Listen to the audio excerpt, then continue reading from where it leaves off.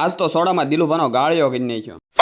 તો કહાની કંઈક એવી છે મિત્રો, સવારમાં જાગીને આપણે ડાયરેક્ટ આવી જાય વાડી આટો મારવા, કારણ કે જોબે કારક રજા હોય તો વાડી આટો મારવો પડે ને મિત્રો. ઠીક હે.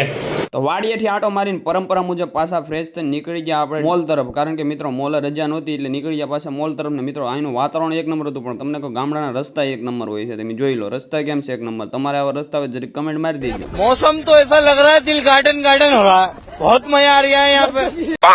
ઓલી આપણી કહેવત છે ને મિત્રો, વખાણેલી ખીચડી દાઢે છોટે, એવું હજી મેં વાતાવરણનું વખાણ કર્યો ને એવું જ વાતાવરણે મારી સાથે દગો કર્યો મિત્રો. વરસાદ એટલો આવતો હોય ને જોરો સોરોથી મિત્રો પલ્લી ગયો, અને પલ્લીવાનું દુઃખ નહોતું થતું, પણ મેં આજને હજી શૂઝ ધોયા હતા, એ શૂઝ પાછા પલ્લી ગયા મિત્રો. પછી હું મિત્રો વાતાવરણ એટલે કે વરસાદની મોજ લેતો પહોંચ્યો મોલે. તો ફાઇનલી પહોંચ્યો મોલે. તમને કોઈ દુઃખની વાત એ હતી મિત્રો, કારણ કે હું આખો પલ્લી ગયો હતો. સુખની વાત એ હતી કે આપણો ચાંદલો એવો ને એવો છે મિત્રો, હંમેશા છે ને કપાળે ચાંદલો ને મોટા પર સ્માઇલ હોવી જ જોઈએ. तो राम निकला रे, देव मानुस निकला रे. તો પગ્યા મોલ પહેલી તો રિલાયન્સ નો ડ્રેસ ને એટલામાં આવી ગયું હતું આપણું પાર્સલ, તો લઈ લીધું પાર્સલ ને ત્યાર પછી જીઓ માર્ટ નું કામ હતું એટલે જીઓ માર્ટમાં પિકિંગમાં ચડી ગયા.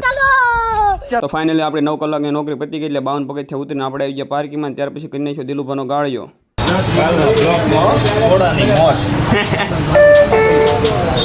દિલુભાનો ગાળિયો કરીને હું નીકળી ગયો રૂમ તરફ. તો મળીએ નવા દિવસ સાથે, નવો લોક સાથે. જય માતા, જય શ્રી રામ, બાય બાય.